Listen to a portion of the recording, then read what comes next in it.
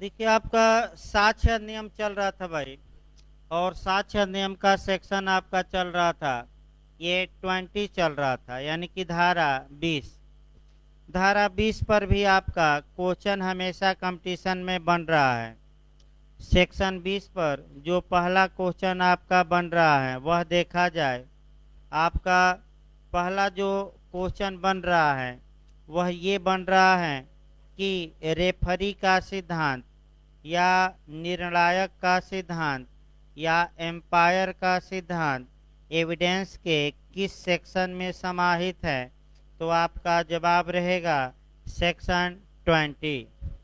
अब रेफरी होता क्या है और रेफरी का सिद्धांत कहाँ कहाँ समाहित है।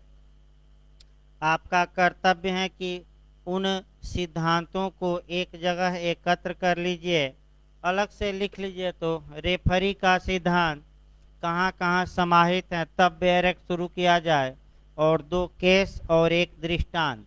और जो टेक्निकल क्वेश्चन वर्तमान में बन रहा है उसको देखा जाएगा। अलग से लिख लीजिए भाई। जो ये रेफरी का सिद्धांत है इसके लिए आपका कहाँ कहाँ पढ़ना है। तो एक तो सीआरपीसी में कौन कौन सी धाराएं पढ़नी है। तो सीआरपीसी में 3922 पढ़ना है और 370।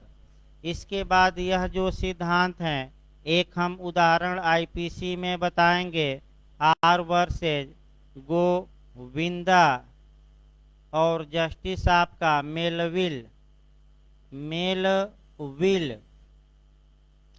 का बताएंगे। फिर आपका संविधान में ये सिद्धांत देखना है, और संविधान में जब भी सिद्धांत ये देखिएगा तो 2 अनुच्छेद देखिएगा, एक 100 और एक 189। यानी कि संविधान में आपका 2 आर्टिकल देखना है, आपका 100 और 189। फिर एक बार देखिए भाई, रेफरी होता क्या है पहले ये देखा जाए। रेफरी का मतलब आपका निर्णायक या एम्पायर, यानी कि इसका मतलब ये हुआ कि रेफरी जो फैसला दे देता है उस फैसले को दोनों टीम मानने के लिए क्या होती हैं, बाध्य होती हैं। तो यहाँ भी पहले एविडेंस का सेक्शन 20 देखा जाए कि रेफरी क्या है। देखिए एक उदाहरण, ए भाई बात ना करिए भाई, ए और बी देखा जाए। मान लीजिए बी ए के पास घोड़े का दाम पूछने आता है और तत्पश्चात ए कहता है कि मैं घोड़े का दाम बताने के लिए सी को अथराइज किया हूँ एक्सप्रेस रूप से। वो भी हम टेक्निकल आएंगे बैरक पर, क्योंकि कई बार यूपी एपी और जे में ये पूछा गया है कि सेक्शन 20 के तहत जो व्यक्ति अथराइज है वह कैसा अथराइज होना चाहिए, एक्सप्रेस की इम्प्लाइड की दोनों कि इनमें से कोई नहीं। तो केवल और केवल क्या मारेंगे, एक्सप्रेस, यानी कि विवक्षित काम नहीं करेगा, यहाँ आचरण द्वारा नहीं अभिव्यक्त रूप से। तो हम बताएंगे बैरक, पहले तो ये हो जाए। तो ऐसी दशा में बी सी के पास आता है और घोड़े का दाम पूछता है और सी घोड़े का दाम 90,000 रुपया बताता है। तो ये सी एम्पायर या रेफरी हो गया, और सी ने जो स्वीकृति की है कि घोड़े का दाम 90,000 है, इस स्वीकृति से, इस कथन से कौन बाध्य होगा, ए। और सी का कथन एडमिशन माना जाएगा, और बाद में ए उस कथन से मुकर नहीं सकता। क्यों? क्योंकि एडमिशन का जो इफेक्ट होता है वह स्टापेल होता है, यानी कि व्यक्ति को मुकरने से क्या किया जाता है, रोका जाता है। अभी बताना भी है इसको, प्रभाव अभी बताया नहीं गया है, अभी एक आपका हो सकता है कल तक आए। रेफरी का सिद्धांत आपका कहाँ कहाँ समाहित है, एक जगह एकत्र कर लेना चाहिए। आपका अपील के मामले में सीआरपीसी में 392 में समाहित है। आप देखिए, आपका मान लीजिए कि 2 जज किसी मामले में अपील सुन रहे हैं, दोनों जजों में मतभेद हो गया तो यहाँ दोनों जज अपना अपना निष्कर्ष निकालकर तीसरे जज को देंगे और तीसरा जज क्या कहलाएगा? रेफरी। वह जिधर चला जाएगा वह 2-1 से फैसला हो जाएगा। और ये बात आपका आर बनाम गोविंदा के वाद में मिलती है, जिसमें कि 299 आईपीसी और 300 में डिफरेंस बताया गया। और वही डिफरेंस आज भी कंपटीशन में लिखा जाता है, इसमें कोई शक नहीं है। तो आखिर आर बनाम गोविंदा के वाद में जज कौन थे? मेलविल थे, याद रखना है। और ये केस काफ़ी महत्वपूर्ण है 299 आईपीसी और 300 में अंतर पर। देखिए इसमें हुआ क्या, एक लाइन समझाना पड़ेगा। गोविंदा अपनी पत्नी को धराशायी कर दिया था और उसके सिर पर 3-4 मुक्के का प्रहार किया। फिर पत्नी का सिर की नस फट गई, वह मर गई। कोर्ट ऑफ सेशन ने गोविंदा को मर्डर के लिए दोषी ठहराया। जब बॉम्बे हाई कोर्ट में अपील की गई तो जो 2 जजों के समक्ष की गई, एक कैंपवेल थे, कैंपवेल, और दूसरा हरिदास थे। अब एक जज कह रहा था कि नहीं ये मामला मर्डर में जाएगा, एक जज कह रहा था कि नहीं मर्डर की कैटेगरी में न आने वाले आपराधिक मानव वध में। तो दोनों जजों ने अपना अपना जो निष्कर्ष निकाला था वह दोनों जजों ने एक तीसरे को भेजा। और तीसरा कौन था? मेलविल थे।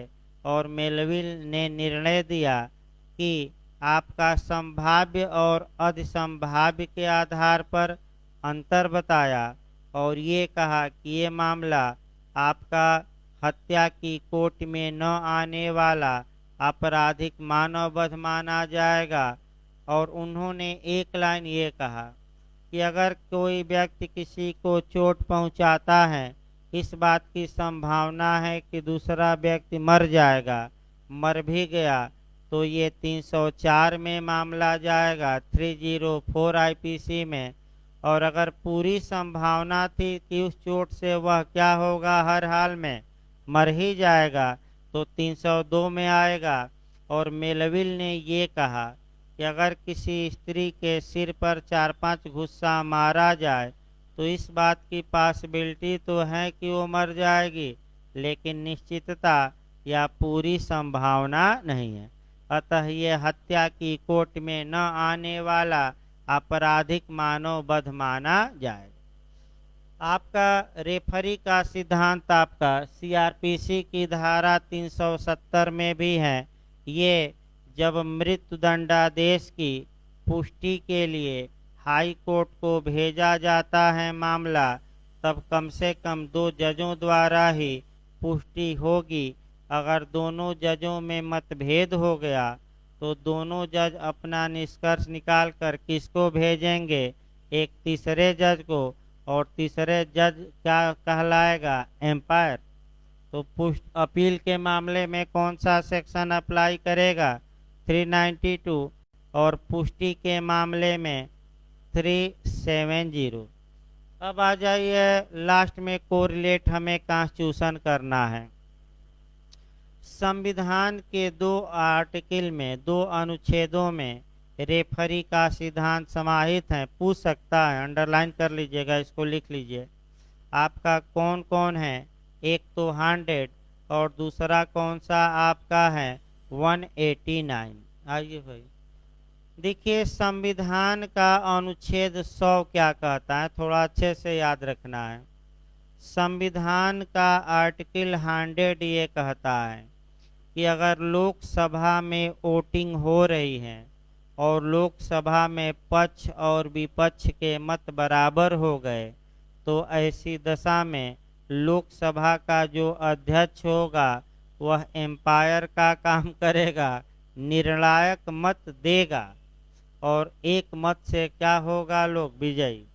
तो कौन निर्णायक मत देता है? लोकसभा का अध्यक्ष। राज्यसभा में भी यही नियम लागू होगा। यदि राज्यसभा का सभापति यानी कि उपराष्ट्रपति अगर राज्यसभा में किसी विषय पर वोटिंग होती है, मत बराबर हो गए, तो राज्यसभा का जो सभापति होगा वह एम्पायर का काम करेगा और निर्णायक मत देगा। यानी कि जैसे कि 100 वोट दिए पड़े और 50 पक्ष में 50 विपक्ष में, तो कौन निर्णायक मत देगा? आपका राज्यसभा का सभापति। और लोकसभा में कौन देगा? लोकसभा का आपका अध्यक्ष। दूसरा आपका 189 देखना है। सेम प्रावधान राज्यों में किया गया है अनुच्छेद 189 के तहत।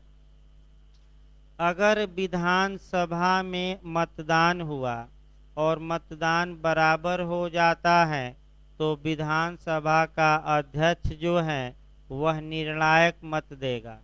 और अगर विधान परिषद में वोटिंग हुई और मत बराबर हो गया, तो विधान परिषद का जो सभापति है वह निर्णायक मत देगा। तो ये लोग क्या माने जाएंगे? रेफरी या एम्पायर, क्योंकि ये कैसा मत दे रहे हैं? निर्णायक। यहाँ एक क्वेश्चन टेक्निकल और बनता है और उसको और अच्छे से कॉन्स्टिट्यूशन में दिमाग में बैठाना है। नेट वोट इत्यादि जगह पूछा गया, आईएएस में भी। वह ये क्वेश्चन बनता है कि कौन प्रथमतः मत नहीं दे सकता? देखिए, आपका लोकसभा अध्यक्ष को जब हटाने का प्रस्ताव हो तो वह प्रथमतः मत देता है, और विधानसभा के अध्यक्ष को हटाने का प्रस्ताव हो तो ये लोग निर्णायक मत अब नहीं देंगे, लेकिन शुरुआती दौर में सबके साथ वोटिंग जरूर करेंगे। लेकिन राज्यसभा का सभापति और विधान परिषद का जो आपका सभापति होता है, ये राज्यसभा का जो सभापति होता है वह कभी भी प्रथमतः मत नहीं देता। क्यों? क्योंकि वह राज्यसभा का मेंबर नहीं होता। याद है कि राज्यसभा का मेंबर नहीं है, वो तो इन ऑफिसियो यानी कि पदेन क्या पा गया है? पद, यानी कि उपराष्ट्रपति होने के कारण अपने आप किसका पद पा गया है? एक्स ऑफिसियो, यानी कि पदेन कहते हैं। एक पद पा लिए तो दूसरा अपने आप आपको क्या हो गया? मिल गया, कुछ करना नहीं है। तो आगे देखा जाए भाई आपका 20, अब देखा जाए आपका क्या लिखा गया बैरक में। देखिए, अब एविडेंस की धारा 20 देखिए और दृष्टांत तब केस बताते हैं। वाद के पक्षकार द्वारा एक्सप्रेस या अभिव्यक्त रूप से निर्दिष्ट व्यक्तियों द्वारा की गई स्वीकृतियां। देखिए बैरक क्या कहता है, वे कथन जो उन व्यक्तियों द्वारा किए गए हैं जिनको वाद के किसी पक्षकार ने किसी विवादग्रस्त विषय के बारे में जानकारी के लिए अभिव्यक्त रूप से निर्दिष्ट किया है, स्वीकृतियां हैं। इसका मतलब ये हुआ कि किसी व्यक्ति को प्राधिकृत किया गया हो, प्राधिकृत वाद के किसी पक्षकार ने किया हो। प्राधिकृत इसलिए किया गया हो कि वह किसी डिस्प्यूटेड मैटर में आपका किन्हीं व्यक्तियों को जानकारी दे, और ऐसा जो अथराइज किया गया है, सबसे महत्वपूर्ण पॉइंट है, एक्सप्रेस किया गया हो कि इम्प्लाइड। तो बेर क्या लिखता है? एक्सप्रेस किया गया हो।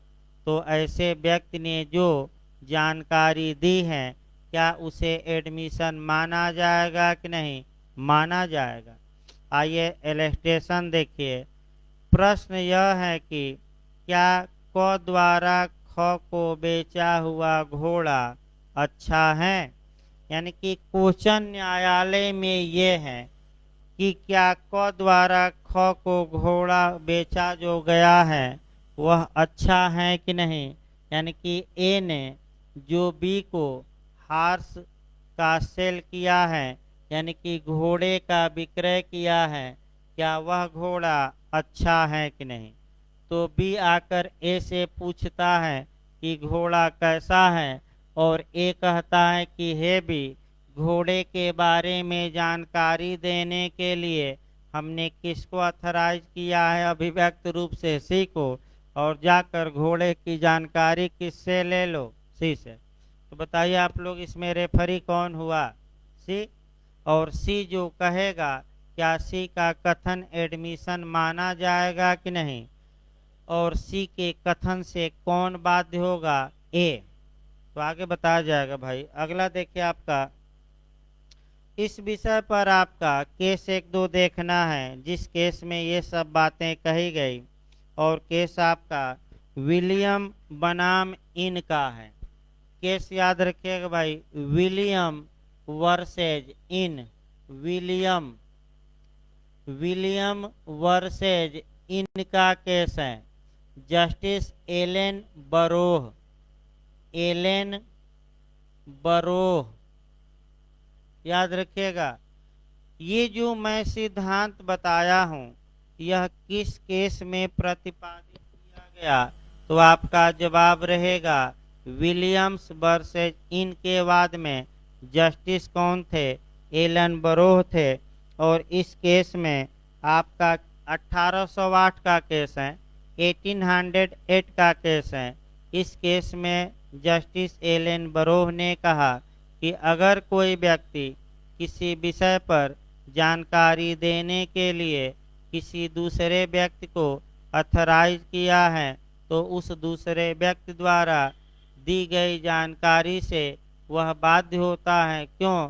क्योंकि ये माना जाएगा कि जो कार्य वह दूसरे से कराया है, वह कार्य वह स्वयं किया है।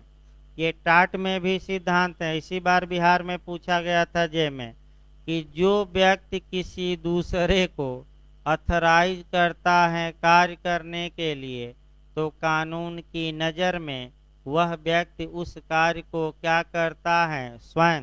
अतः उसकी जिम्मेदारी होनी चाहिए। किसकी? जो व्यक्ति क्या किया है? अथराइज। इस प्रकार सेक्शन 20 समाप्त हुआ। पॉइंट पकड़े रहिएगा। आपका जो पॉइंट आपको पकड़ना है, एक्सप्रेस या इम्प्लाइड, काफ़ी पूछा गया, किस रूप में यहाँ प्राधिकृत होना चाहिए?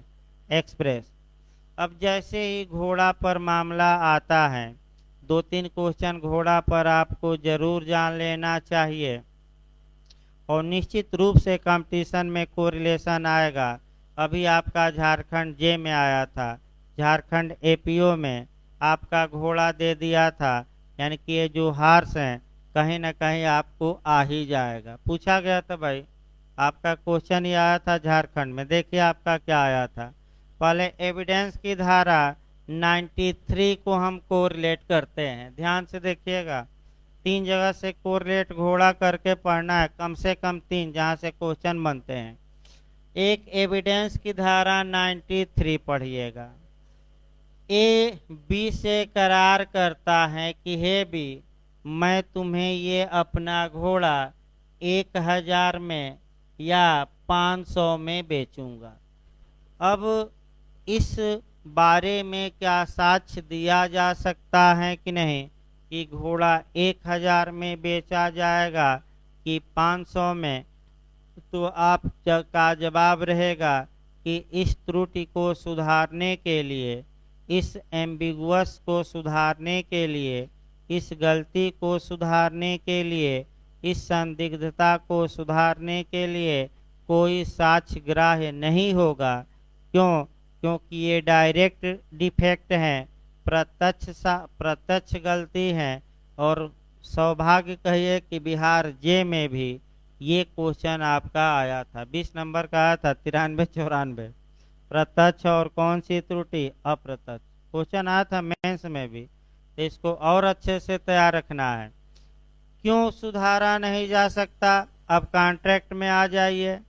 ए बी से कहता है कि वह अपना घोड़ा उसे आपका 1000 या 500 रुपये में बेचेगा। ये करार क्या होगा? तो तुरंत कॉन्ट्रैक्ट की धारा बिहार में पूछा भी गया था 1-2 बार। ये कॉन्ट्रैक्ट या संविदा अधिनियम की कौन सी धारा? 29। ये करार क्या होगा? वैध होगा कि वार्ड? वार्ड, यानी कि शून्य होगा। क्यों? क्योंकि जो करार अनिश्चित हैं या जिनका निश्चय किया जाना संभव नहीं है, वे करार क्या होते हैं? वार्ड। तीसरा पॉइंट आपको देखना है, घोड़ा पर आपका तुलना भी की जाती है और वह तुलना पब्लिक पॉलिसी की गई है। यूपीजे में कई बार क्वेश्चन बनाए, लेले में भी। रिचर्डसन वर्सेज मेलिस के वाद में जस्टिस बोरो, बोरो याद रखिएगा, बोरो बोरो बोरो, जस्टिस बोरो ने लोकनीति की तुलना अनकंट्रोल हार्स से की, अनियंत्रित घोड़े से की।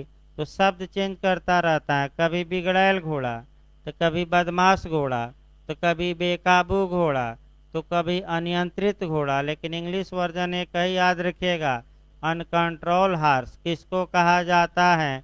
पब्लिक पॉलिसी को। तो इस प्रकार घोड़ा पर भी आपका एक क्वेश्चन निश्चित बनता है। फिर मैं बता दूं कहाँ कहाँ से पढ़ना है।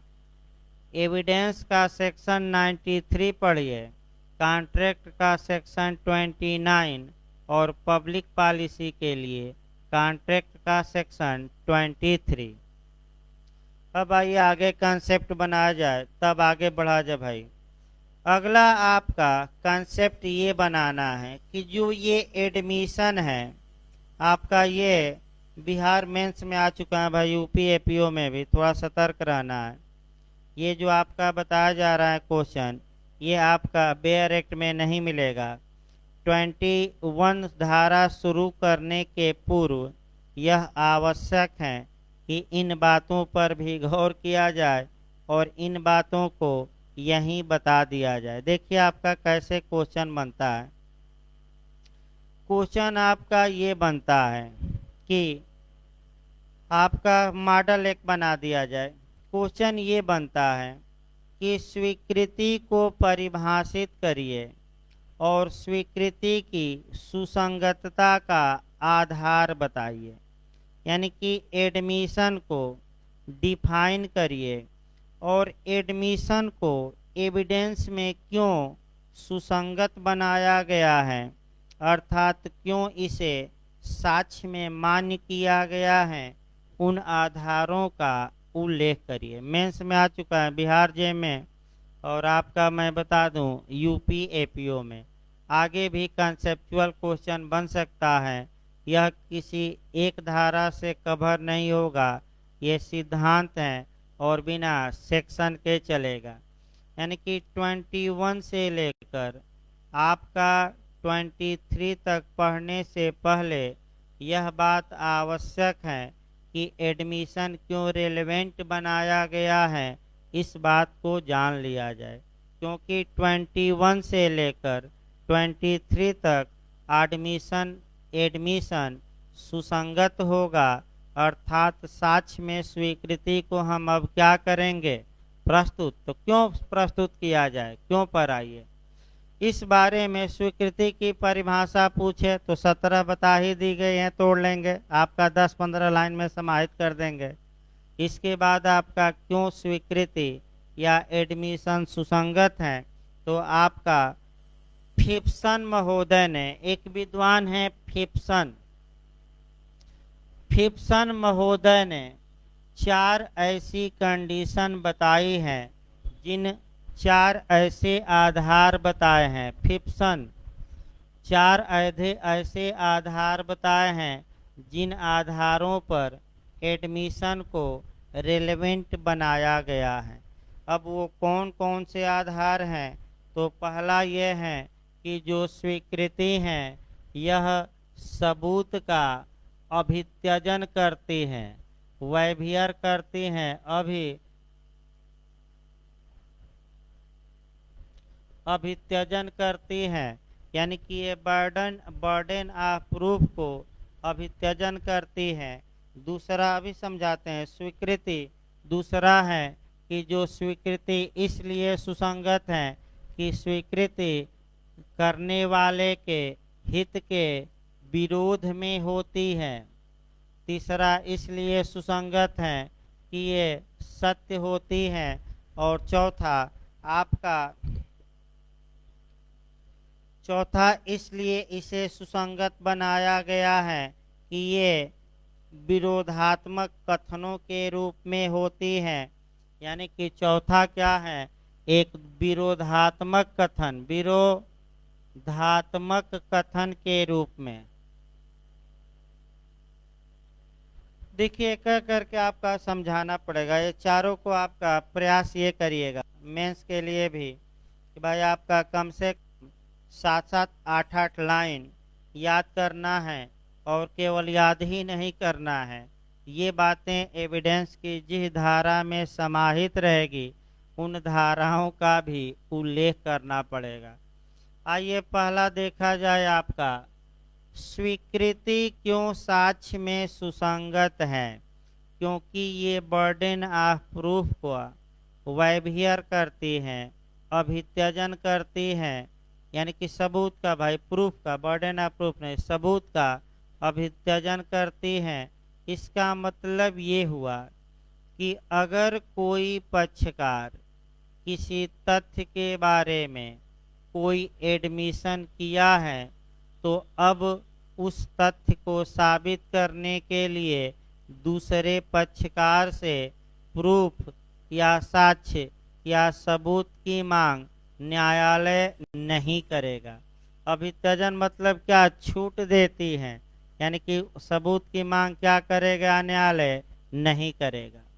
अब ऐसी दशा में तुरंत आपको 2 लाइन ये दिखा के और भारतीय साक्ष्य अधिनियम में क्या प्रावधान है, तो पहले वैभियर पर थोड़ा और कोरिलेट कर लिया जाए। वैभियर का मतलब अभित्यजन, अभित्यजन मतलब त्यजन, त्यजन माने छोड़ देना, छोड़ देना मतलब कि न मांगना। तो यहाँ क्या नहीं मांगा जाएगा? एडमिशन कर लिया है तो प्रूफ नहीं मांगा जाएगा। तो अब समस्या ये आई कि कोरिलेशन आपका ये करना है कि क्या मूल अधिकारों का वैभियर किया जा सकता है, और ये क्वेश्चन IAS तक में पूछा गया है। तो आर्टिकल 13 याद रखेंगे, अनुच्छेद 13 में कई सिद्धांत हैं। पहला आपका आच्छादन का सिद्धांत, डॉक्ट्रिन ऑफ इक्लिप्स है। दूसरा सेबरबिलिटी का सिद्धांत, पृथक्करणीयता का सिद्धांत, और तीसरा वैभियर का सिद्धांत। तो पूछा देखिए क्या गया है कि आर्टिकल 13 में कौन सिद्धांत मान्य नहीं है, लागू नहीं होता, तो वैभियर का लागू नहीं होता। इसका मतलब ये हुआ कि कोई व्यक्ति स्वेच्छा से जानबूझकर भी अपने फंडामेंटल राइट का त्याग नहीं कर सकता। भाई मूल अधिकारों, विधिक अधिकारों को आप त्याग सकते हैं, लेकिन चाहकर भी मूल अधिकारों को त्याग नहीं सकते। क्यों?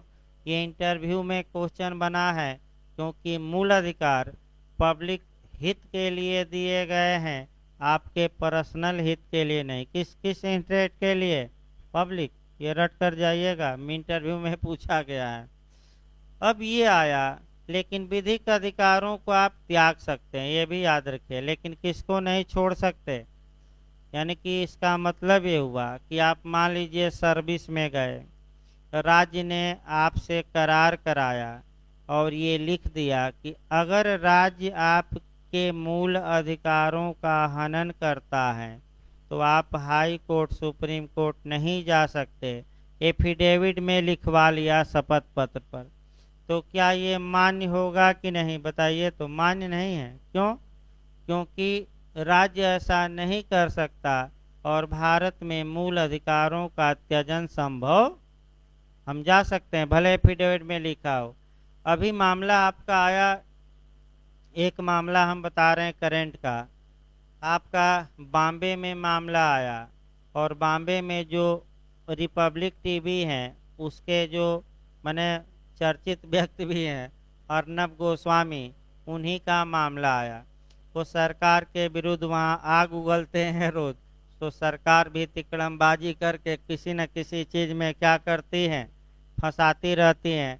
जैसे यहाँ अमिताभ ठाकुर हैं जो IPS थे, जब पद पर थे तो देखिए यहीं पुलिस वाले सर सर सर कहते थे, सलाम ठोकते थे, और आज जब रिटायर हो गए तो देखिए क्या हाल हो गया।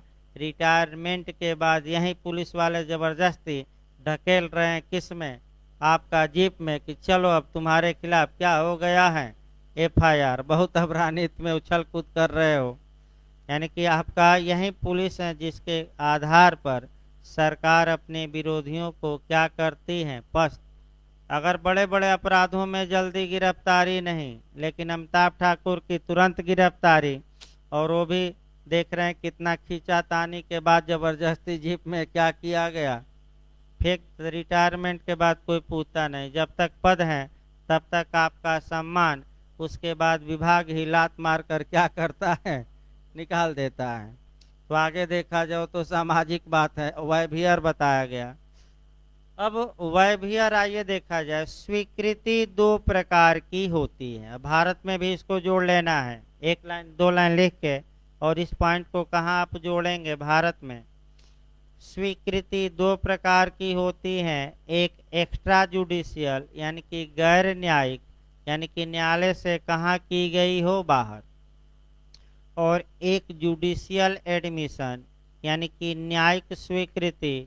तो जहाँ तक भारत की बात है, जो न्यायिक स्वीकृति का प्रावधान 58 में किया गया है, यानी कि तुरंत इसको लिखते समय एक सेक्शन जोड़ेंगे, कौन सा, 58 जोड़ेंगे।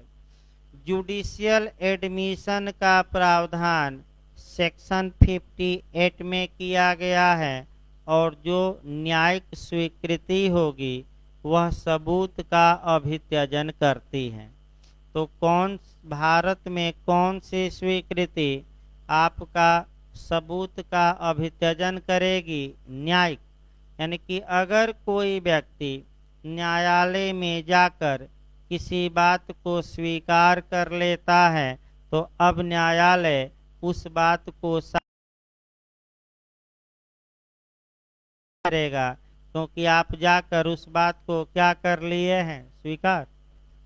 लेकिन जो गैर न्यायिक जो स्वीकृति है वह सबूत का अभित्यजन नहीं करती। अर्थात यदि कोई व्यक्ति न्यायालय से बाहर किसी तथ्य को स्वीकार किया है, तो उसकी स्वीकृति को न्यायालय में प्रूफ करना पड़ेगा, साबित करना पड़ेगा। तो कितने भागों में एडमिशन को बांटेंगे, दो, और कौन साबित करना पड़ेगा कौन नहीं, तो गैर न्यायिक क्या करना पड़ेगा, साबित, और कौन साबित नहीं करना है, न्यायिक।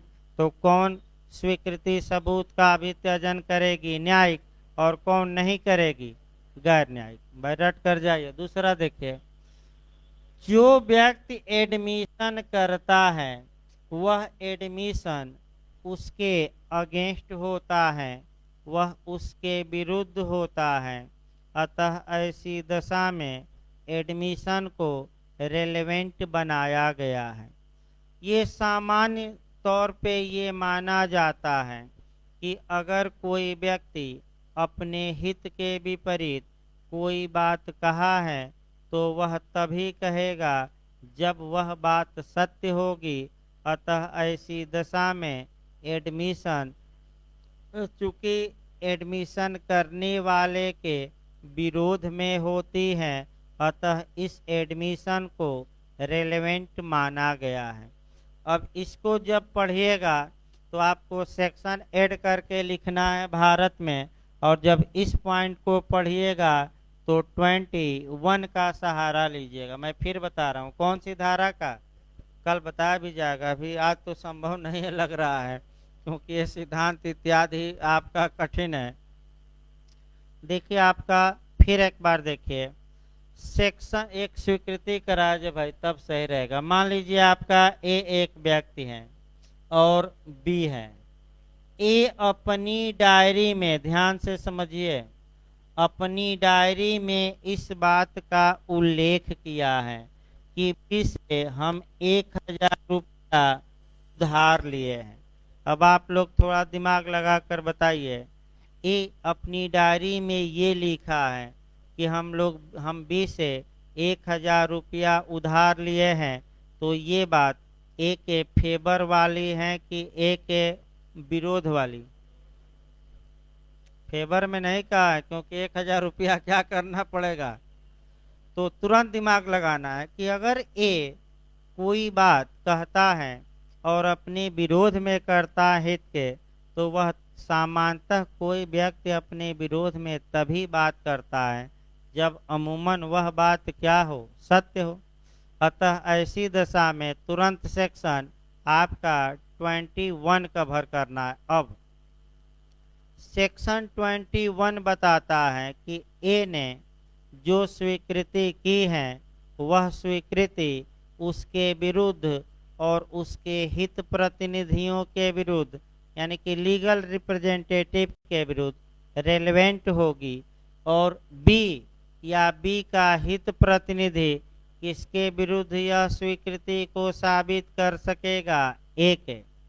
यानी कि जो व्यक्ति स्वीकृति किया है उसके विरोध में दूसरा व्यक्ति उस स्वीकृति को साबित कर सकेगा, अर्थात बी या बी का उत्तराधिकारी या विधिक प्रतिनिधि इस बात को न्यायालय में साबित कर सकेगा कि हजूर देखिए, ए ने अपनी डायरी में ये लिखा है कि वह बी से कितना उधार लिया है, 1000। तो कौन सा यह सेक्शन कहता है, 21। अब समस्या ये आई कि ए ने जो बातें कही हैं अपनी डायरी में, क्या ए अपने फेवर में, या क्या ए उस बात को साबित कर पाएगा कि नहीं। तो सामान्यतः नहीं, लेकिन धारा 21 जब हम बताएंगे तो उसमें 3 एक्सेप्शन है। अर्थात ए अगर चाहता है कि जो एडमिशन वह किया है वही न्यायालय में साबित कर दे, तो सामान्यतः ऐसा संभव नहीं है। लेकिन सेक्शन 21 में कितने एक्सेप्शन दिए गए हैं, 3। अगर ए अपना कथन कहाँ सेट कर दे, 3 अपवादों में, तो ए अपने फेवर में भी उन्हें साबित कर सकेगा। याद रखिए, हम बताएंगे, इसीलिए पहले सिद्धांत। 34 देखिए भाई, स्वीकृति सत्य के रूप में होने के कारण रेलेवेंट है। अब सत्य के रूप में क्यों होती है, अब इस पर एक आपका देखा जाए। देखिए, आपका ये अभी हमने बताया भी था, फिर उसी को बता रहा हूँ। सामान्यतः यह माना जाता है कि अगर कोई व्यक्ति किसी मुद्दे पर अपने हित के विरोध में बातें किया है तो अमूमन वह बातें क्या होंगी, सत्य होंगी। अतः जो बातें वह किया है वह उसके खिलाफ एविडेंस के रूप में प्रस्तुत की जाती है। तो स्वीकृति किस रूप में होने के कारण सुसंगत है, सत्य के रूप में।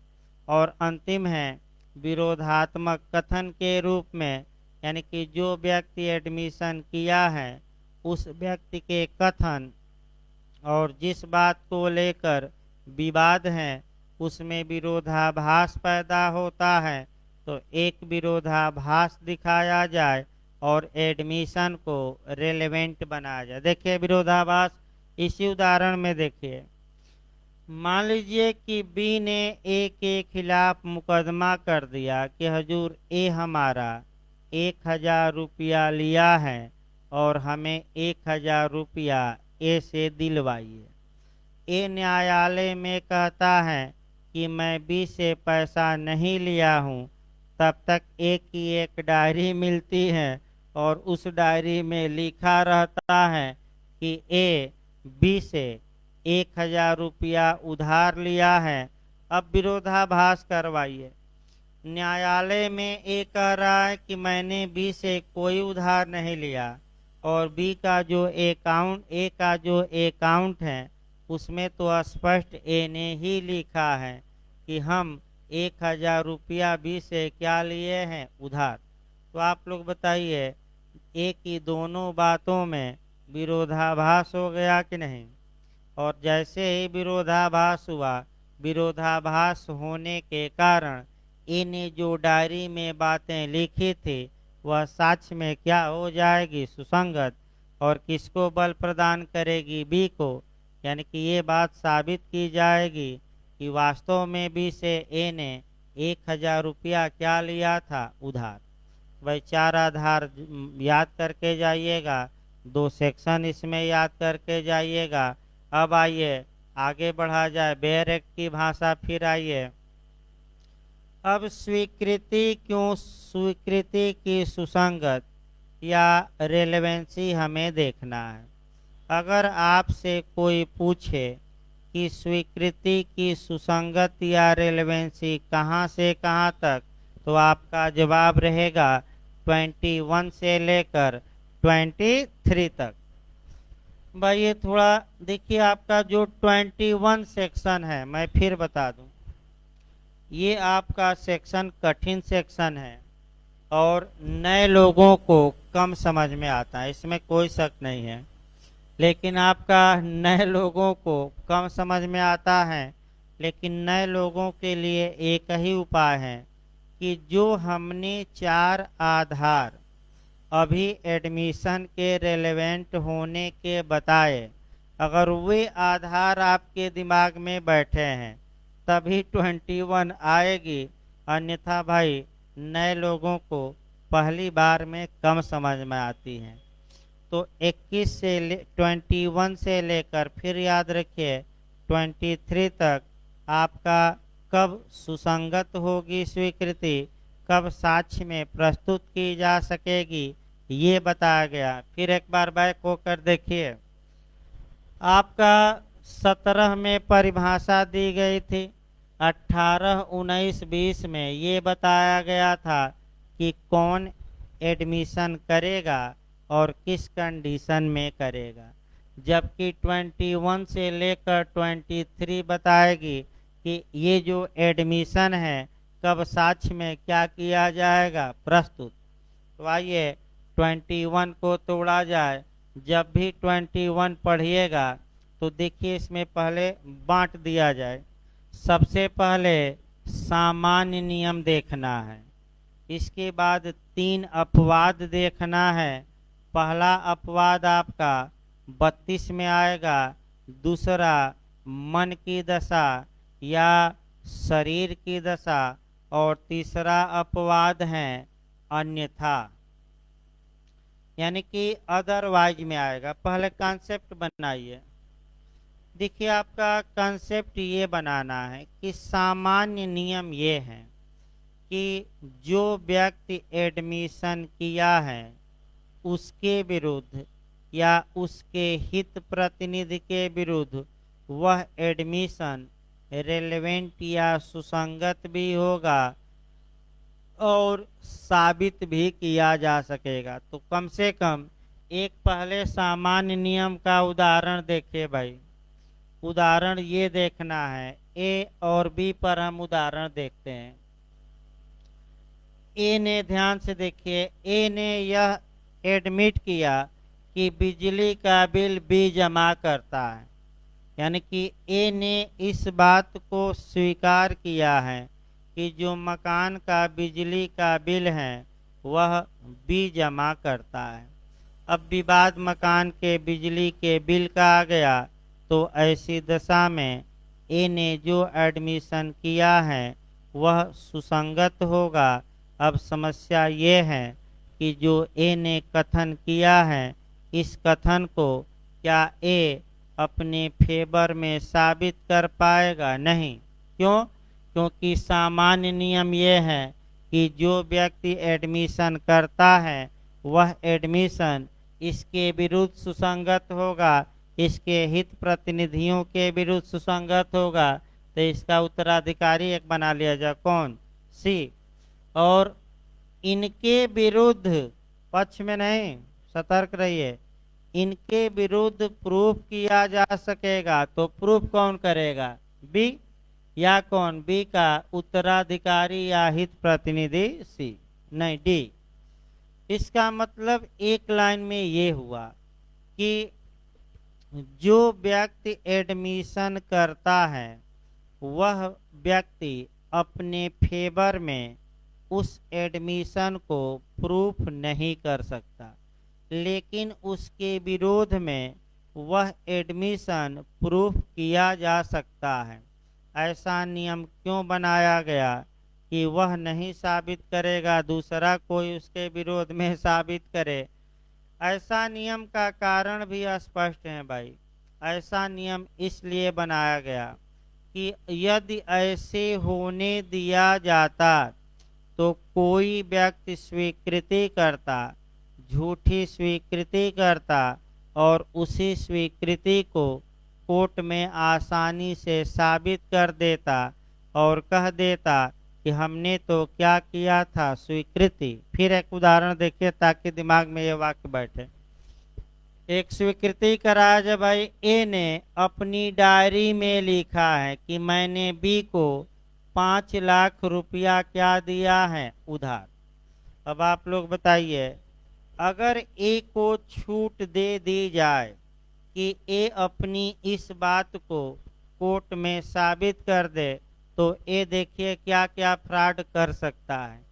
ये अपनी डायरी पर एक जगह 5 लाख रुपया लिखेगा, एक जगह 10 लाख, एक जगह 20 लाख, और जाकर कोर्ट में प्रस्तुत कर देगा कि हजूर देखिए हमने एडमिशन किया था, अपनी डायरी पर लिखा था बी को हम इतना इतना पैसा दिए हैं, अतः हमारी बात सही है और बी से हमारा पैसा क्या करवाया जाए, वापस।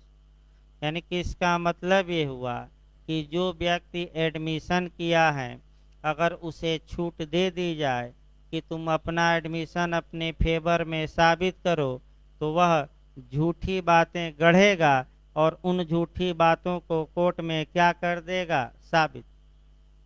अतः कानून ये कहता है कि जो व्यक्ति एडमिशन किया है वह साबित नहीं करेगा, लेकिन उसके विरोध में दूसरा व्यक्ति उसे क्या कर पाएगा, साबित।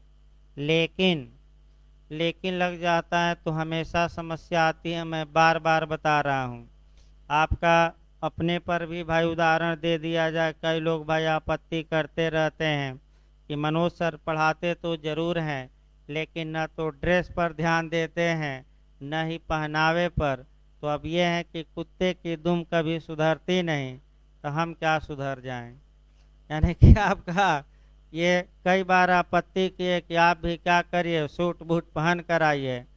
तो हम कहें कि भाई सूट बूट थोड़े पढ़ा देगा, पढ़ाना है तो आपका भाई लड़के तो संगम पर बैठकर भी पढ़ने के लिए क्या है, तैयार। कई लोग कहे कि आप वहाँ भी पढ़ाएंगे, रोड पर भी तो हम लोग क्या लगा देंगे, जमावड़ा। और अभी आपका वैकेंसी आ जाए यूपी की तो देखिए भाई हालत ख़राब हो जाएगी, कहाँ बैठा जाए।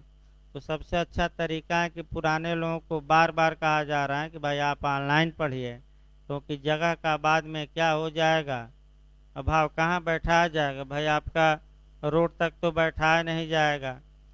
तो इसलिए भाई आपका भीड़ होती थी, 50 लोग यहाँ बाहर बैठकर रिकॉर्ड रहा है कि पढ़ते थे, अंदर जगह नहीं रहती थी। तो अलग बात है, एपीओ आ जाए यूपी तो देखिए फिर वही हाल हो जाएगी। तो फिर एक बार आगे बढ़ा जाए, लेकिन लग गया। यानी कि 3 ऐसी दशाएं हैं जहाँ की जो व्यक्ति एडमिशन किया है वह व्यक्ति उस एडमिशन को प्रूफ कर सकता है अपने क्या, फेवर में। अब ध्यान से आप समझिए, पहले भाई 21 वाला हम चल रहे हैं, ध्यान से देखिए। ए ने अपनी डायरी पर लिखा है कि हमने बी को 5 लाख रुपया उधार दिया है, ये ए ने लिखा है। तो सामान्य नियम यही निकला कि ए ने स्वीकृति की है तो ए द्वारा इसे प्रूफ नहीं किया जाएगा। लेकिन पहला अपवाद ये बताता है कि अगर ए अपनी इस डायरी में लिखी गई बात को सेक्शन 32 में जो 8 क्लाज दिए गए हैं उसमें कहीं सेट कर दे, अर्थात 8 खंड दिए गए हैं 32 में, और अगर ए अपनी बात 8 में से कहाँ सेट कर दे, किसी एक में, तो वह अपने फेवर में भी इस बात को साबित कर सकेगा। तो तुरंत आइए इस पॉइंट को कवर करना है आपका सेक्शन 34 से पहले। भाई जिल्द वाली डायरी है, कारोबार के अनुक्रम में है और डेली बाय डेली ये उस डायरी पर लिख रहा है, तो वह अकाउंट या लेखा बही या हिसाब किताब की डायरी कही जाएगी। अब ध्यान समझिए, अगर ए मर गया होता तो वह डायरी रेलेवेंट होती कि नहीं, सुसंगत होती कि नहीं होती, तो 32 के किस क्लाज में होती? 2। देखिए तो सही है ना, एक बार कारोबार के अनुक्रम में 1 नहीं है भाई। भाई एक डायरी पर लिखा है ना, कोई मृतकाली कथन थोड़े किया है। कारोबार का अनुक्रम, business, in the course of business. हाँ सही है भाई। अगर ये मर गया होता तो कारोबार के अनुक्रम में जो लिखी गई बातें हैं वह सेक्शन 32 के क्लास 2 के तहत रेलेवेंट होती। अतः अब ए पहले अपवाद में जाकर अपने पक्ष में ये बात साबित कर सकेगा। ये अपवाद में चल रहा है, नियम में नहीं। तो आपका कल और अपवाद बताया जाए भाई। आपका देखिए पुलिस एक्ट अभी आपका